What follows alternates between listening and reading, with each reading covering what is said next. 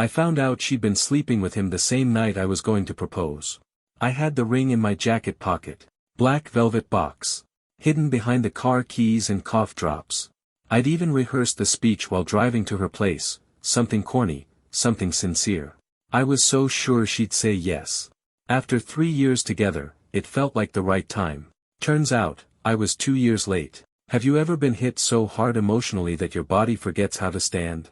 That's what it felt like. My chest caved in, legs floating, like I'd fallen out of sync with gravity itself. I wasn't supposed to see the message. Her iPad lit up on the kitchen counter when she went to grab wine. Landon, tonight was insane. Still smell like you. Insane. I stood there, reading message after message, scrolling through months of midnight filth, jokes about me, photos I'll never be able to unsee. Every timestamp a dagger. Every emoji is a nail in the coffin. 2 years. Not 2 weeks. Not a one-time thing. 2 whole years. All while she looked me in the eye and said I was her rock. And the worst part? I believed her. You know what's funny? I was the one who thought I got lucky. Me, Aaron Blake, the blue-collar kid from a steel town outside Pittsburgh, landing a woman like Sienna Whitmore. She was Ivy League, art world royalty, elegant in a way that felt impossible to touch. We met during a restoration project at her downtown gallery. I was the guy in a hard hat and scuffed boots. She was the woman sipping espresso, gliding across hardwood floors in $800 heels. I never fit in with her people, trust funders, art critics, startup heirs with vague job titles and tighter jeans than I've ever dared to wear. I shook hands with her exes at parties I didn't belong in. I stood in the background of Instagram photos, cropped out in the final post. I played the role of her quiet stability, her project, the reliable one. And I played it well. But I didn't see what she really wanted. A man who made her feel like a woman she didn't have to answer to. Landon had money, charm, and didn't give a damn about integrity or building something real. He was flash and manipulative. And that, apparently, was enough. When she came back into the kitchen, I was still holding the iPad, the glow reflecting off my face like the flicker of a flame. She froze. Not in guilt, not in fear, but in calculation. Aaron, I can explain. No, you can't. You chose this. I didn't yell. I didn't throw things. I didn't ask questions. I just left. The velvet box was still in my pocket. Later that night, I dropped it into Lake Michigan. I didn't sleep for 3 days after that. Not really. I paced. I replayed everything. Every, I love you, every night she said she was working late, every gala she insisted I skip. It wasn't just cheating. It was the ease with which she lied to me. The comfort. The contempt. And that's when something broke inside me, not a scream, not a cry. Something colder. Something sharper. It whispered. Disappear. Not out of shame. Not to run. But to become someone she'd never see coming. I wasn't born into much, and that was never something I tried to hide. My mom raised me and my sister Emily on a grocery store paycheck and secondhand grit. Dad bailed when I was 8, no dramatic exit, just stopped coming home one weekend and left a note that said he needed space. He found his space in Arizona with a waitress named Denise. We found ours in the apartment above Mr. Lowe's bakery, where the heat never worked and the walls smelled like sugar and mildew. That was home. We didn't complain. We couldn't afford to. By 15, I was working part-time after school, loading trucks, fixing fences, laying down drywall. Every callus on my hands was earned, every dollar pinched. But I didn't resent it. I actually liked building things. There's a piece to it, watching something rise from nothing. So I chased that feeling all the way through college. Community school, scholarships, side jobs, no help from anyone except a tired mom and a stubborn little sister who kept me honest. That's where I got my license in structural engineering, and eventually landed my first real job with a small design-build firm in Pittsburgh. Nothing glamorous. But stable. Tangible. I earned every inch of that life. Then came the Chicago opportunity. A former mentor offered me a lead position in a joint project renovating historic buildings into art spaces. It was big. And it was also where I met her, Sienna Whitmore. The name carried weight in that city. Her family owned a string of luxury art galleries, had their fingerprints on major museum boards, and rubbed shoulders with senators and tech moguls at silent auctions. The first time I saw her, she was arguing with a lighting designer about installation angles, tossing around French artist names like they were cousins. Sienna didn't look at people, she evaluated them. Her gaze would settle just a second too long, like she was trying to decide whether you were worth storing in her memory. Most people cowered under that. I didn't. I was tired, dirty from fieldwork, and not in the mood to be sized up like a purchase. Maybe that's what got her attention. She called me gritty. Said it like a compliment, but I knew it meant I was the opposite of her world. And for some twisted reason, that fascinated her. We started dating 6 weeks later. At first, I thought I'd cracked the code. She'd tell me how she was tired of boys with old money who never had to earn their success. She loved that I worked with my hands. That I wasn't impressed by imported wine or meaningless titles. She said I grounded her. I let myself believe her. I let myself fall. But the cracks started early. Sienna would joke, always lightly, always with a smile, about my basic taste in furniture or how my car made her feel like she was being kidnapped. I brushed it off. She was cultured, I was practical. That's what made us interested, right?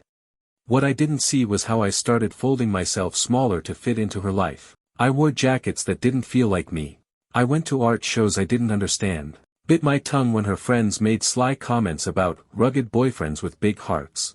They never saw me as her equal. Just a phase. A curiosity.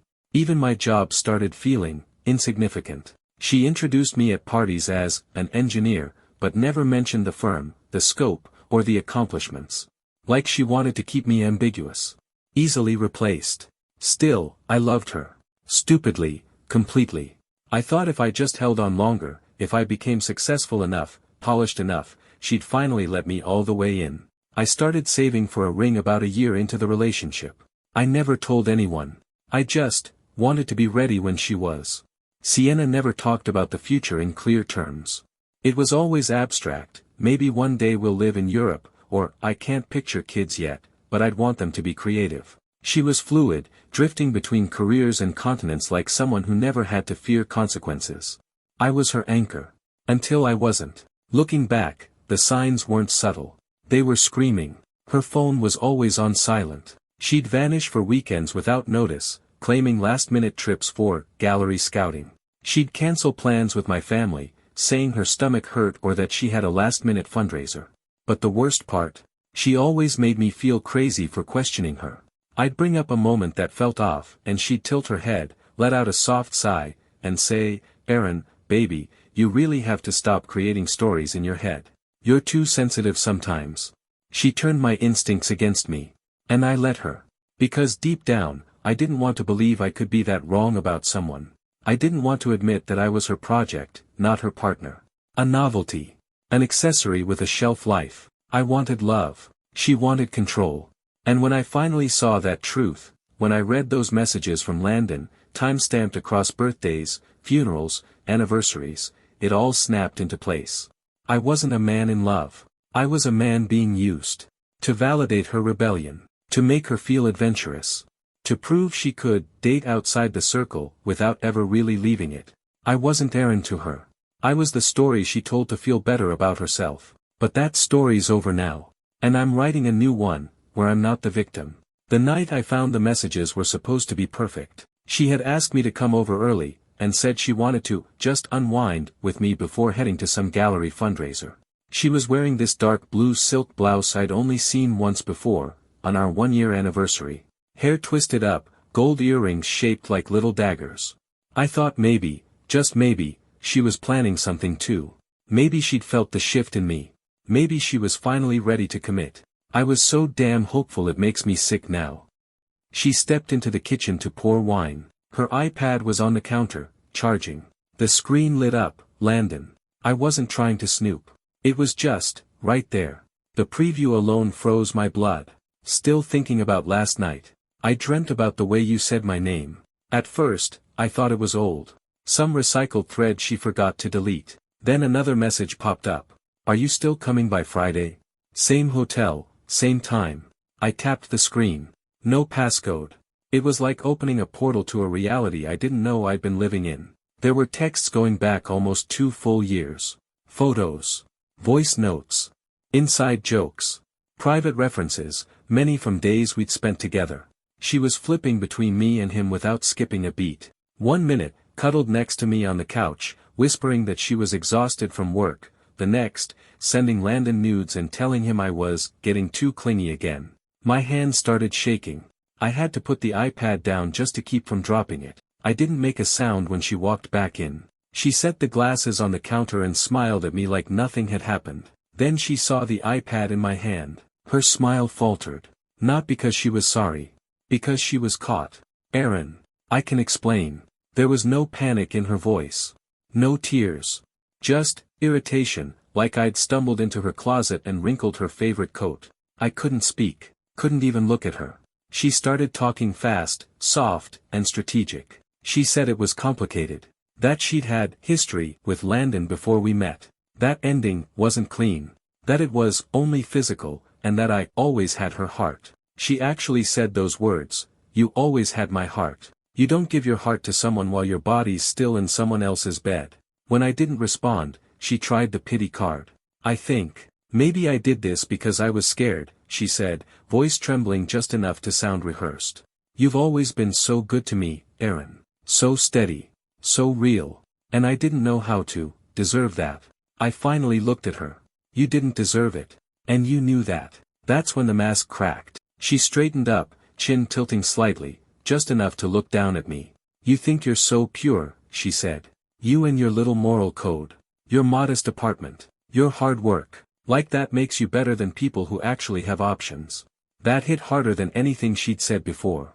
Because it wasn't just betrayal, it was contempt. She didn't just cheat on me. She looked down on me while doing it. I walked out. No shouting. No demands. No ring revealed. I just left the wine on the counter and the velvet box in my coat pocket. Later that night, I stood on the lakeshore pier and watched it sink into black water. I didn't go back for my things the next day. She offered to talk over brunch.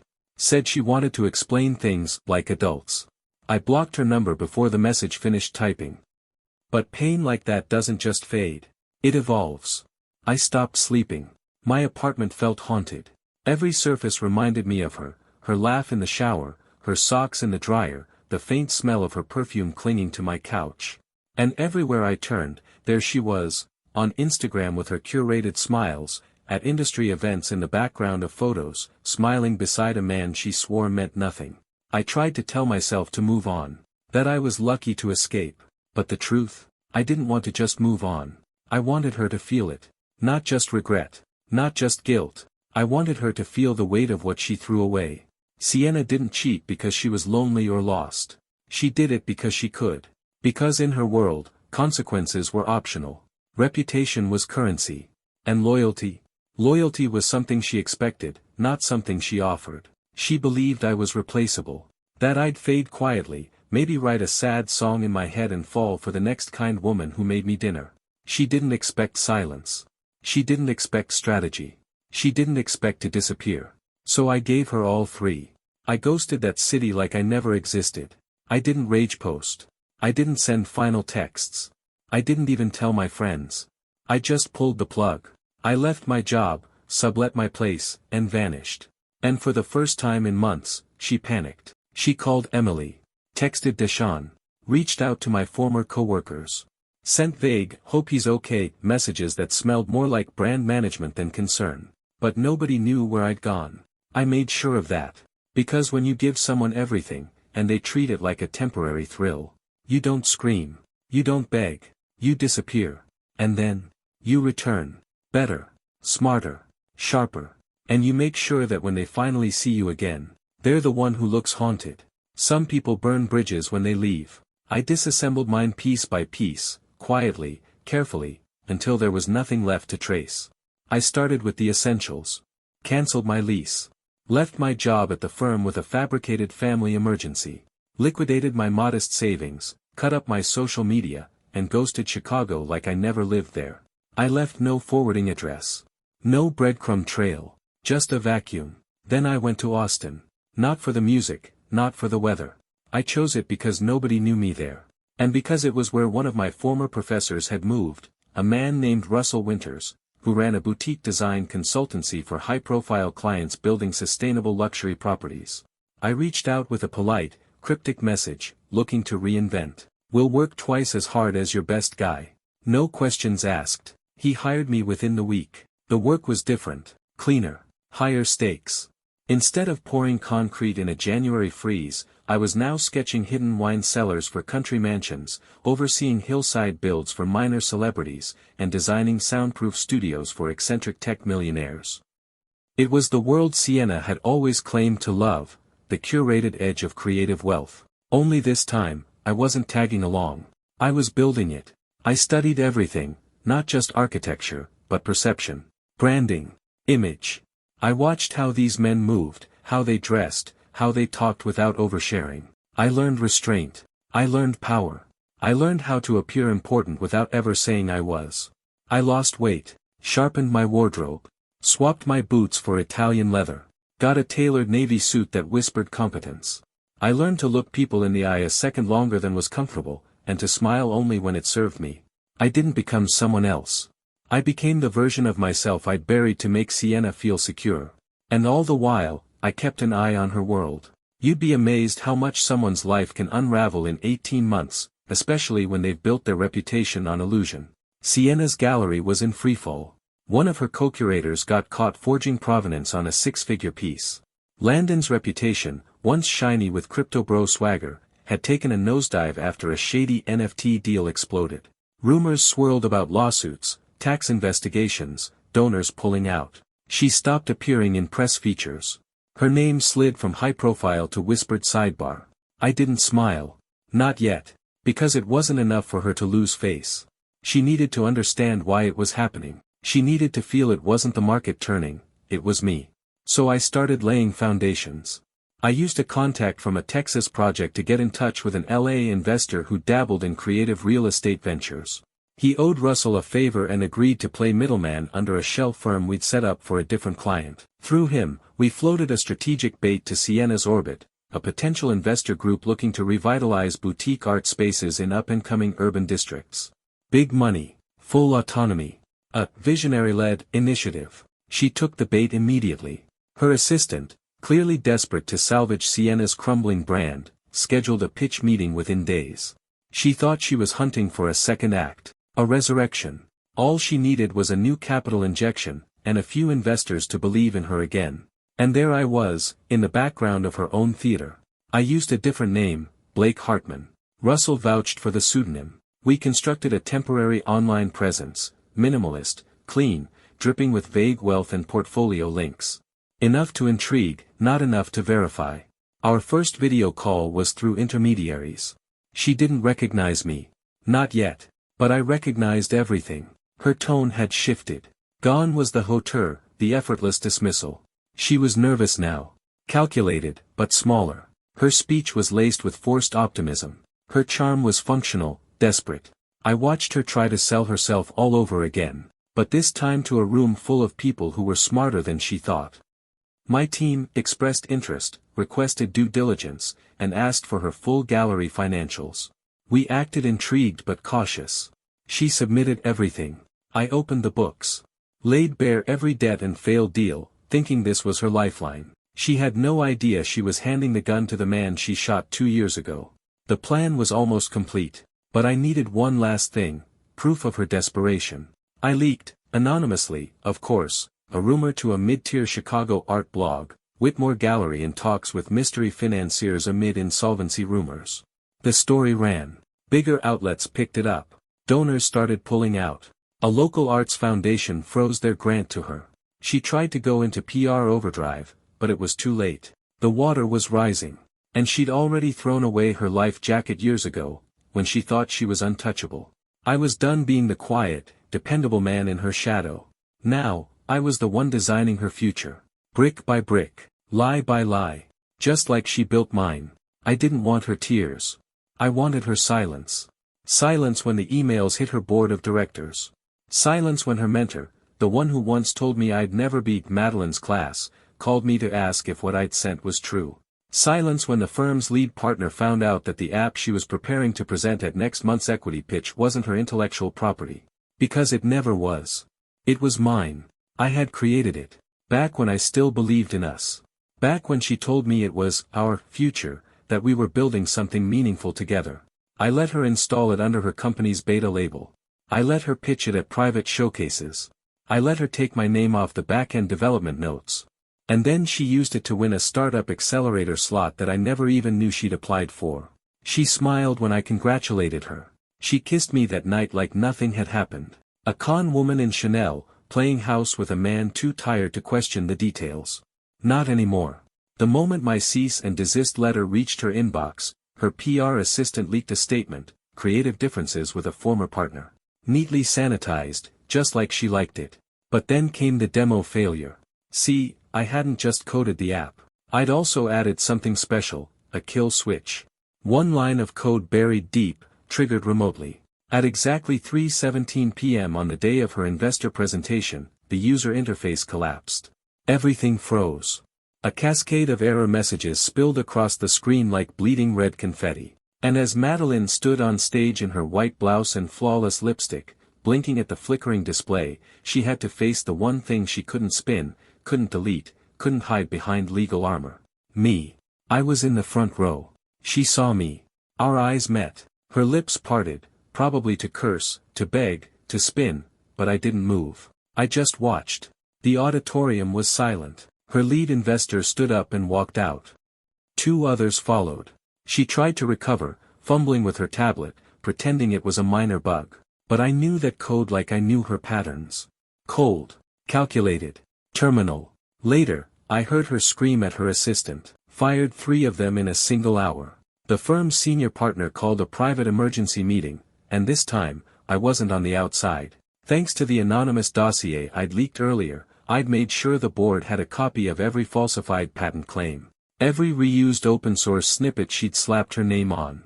Every line of internal Slack messages she'd once arrogantly typed, laughing at how easily she could borrow her boyfriend's work. There were screenshots. Dates. Time stamps. Receipts. And finally, when all her defenses were crumbling, I got the only message from her that ever felt real. You win. I never thought you had it in you. She was right. I didn't have it in me back then. I was too in love, too in awe of her brilliance, too desperate to belong. But that man had died, quietly, somewhere between the night I found the texts from her investor, and the morning I moved out without saying a word. Now, I didn't want her to hurt. I wanted her to remember. I wanted her to walk into every future pitch, every networking event, every Forbes profile interview, wondering if someone else in the room already knew what she'd done. If the smile on the man shaking her hand meant congratulations, or a trap. If the applause was real, or just a prelude to another fall. That's the thing about people like her, they don't fear consequences. They fear being unmasked. And I unmasked her. Without raising my voice. Without losing my dignity. Without losing myself. Did I get rich from it? No. I didn't need to. But 2 weeks later, a mid-sized firm, one that had passed me over before, offered me a lead position in their ethics innovation branch. They'd read the dossier. They knew exactly who I was.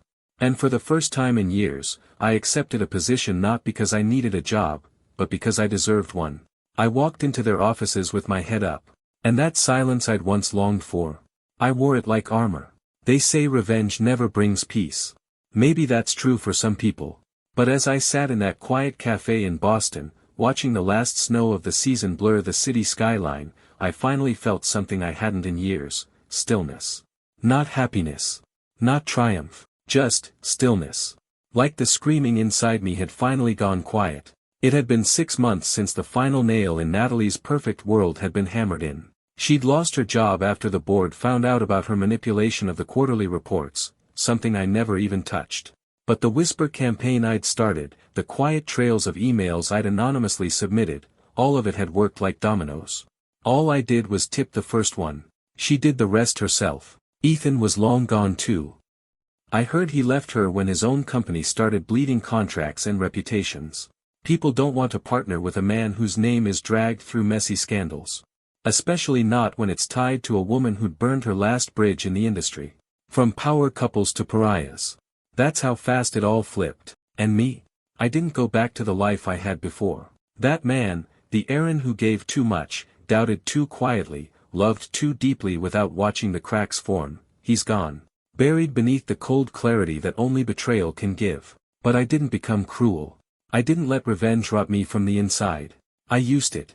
I leveraged the silence after the storm to build something better, not just professionally, but personally.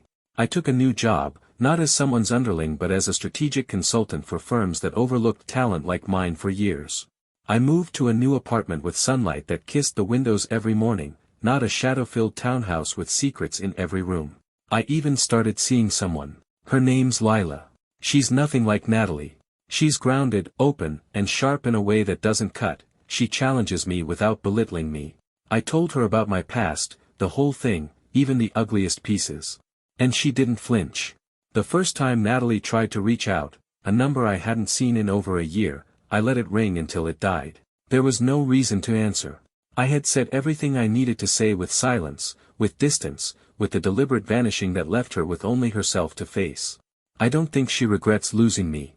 I think she regrets losing control over me. But that's the justice, isn't it? Not just watching someone fall, but knowing they fell because they underestimated the one person who loved them the most. And realizing too late that loyalty isn't infinite, especially when it's poisoned. I didn't destroy her. I revealed her. The mask slipped, and the world saw what I always suspected was hiding underneath. And in doing that, I reclaimed the one thing she stole from me without ever asking, my belief in myself. Justice didn't come into the courtroom. It didn't come with screaming matches or fists through drywall. It came with dignity. With patience. With walking away so completely, so thoroughly, that she couldn't find me even when she needed to. And now, as the snow fades and the spring sun tries to peek through, I know this much. She might live with regret, but I live with peace. And that's all the revenge I ever really needed.